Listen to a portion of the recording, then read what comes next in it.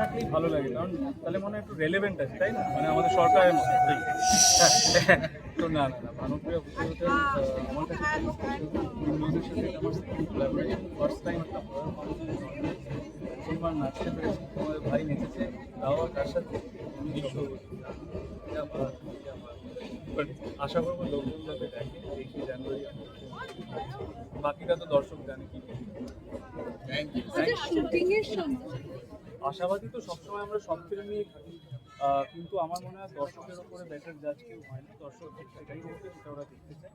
আমরা চেষ্টা করছি দর্শককে এমন একটা কিছু মানে পটবয়লার দিতে যেটা দর্শকের দেখে সব রকমের ইমোশন তারা ফিল করতে পারবে। রোম্যান্স আছে, অ্যাকশন আছে, ভূত আছে, একটু হাসি ঠাট্টাও আছে, কমেডি আছে। তো এই ব্যাপারটা যাতে একটা পটবয়লার আমরা দর্শককে উপহার দিতে পারি সেটার চেষ্টা আমরা ডেফিনেটলি করি।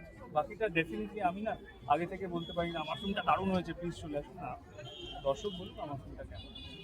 বাস্তব জীবনে কতটা ভূতে ভয় পাও জিজ্ঞাসা করি। আমায় বেশি ভয় পাচ্ছি এভাবে আমার জিজ্ঞেস করে মিসাইল আসলো মনে হলো, মানুষকে বেশি ভয় পাই গো ভূতে দেখছে। ছোটবেলা সরস্বতী পুজোটা কতটা মিস করো? মিস করি না তো একদমই, এখনো সেম জিনিসগুলো করি। মানে কি হলো লজ্জা একদম একদম না বলছি রিজেক্ট করে গেলাম।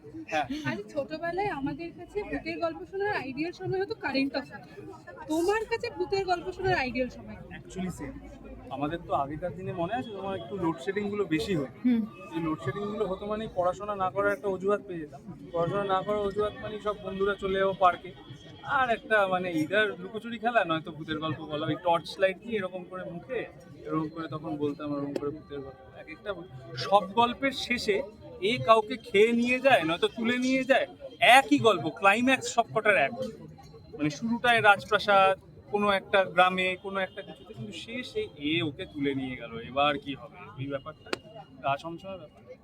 খুবই আর ভালো লাগে। দর্শকদের জন্য এই নতুন ভূতের গল্পটা শোনার বা দেখার আইডিয়াল সময় কোনটা যদি বলো? আরে যখন ওই স্ক্রিনিং কমিটি সময় দেবে, যা সময় ডিসাইডেড হবে, যার যেরকম শো পাবো, কথা দিচ্ছি আমাদের হল তো একদম অন্ধকার হয়ে যায়, যে কোনো টাইমে দেখতে হবে, অন্ধকার হলে একদম ভয় পাবেই পাবে, একটু হেসেও যাবে। তুমি যদি নিজেকে মানে ভূত হিসেবে পরিচয় দাও তাহলে কোন ভূত থেকে নিজেকে পরিচয় দাও? হ্যাঁ এপিজে আব্দুল কালাম। না না অল জোকস অ্যাসাইড, আমি নিজেকে ভূত হিসেবে পরিচয় দেবো মানে কোন ভূত হবে সেটা যদি বলো।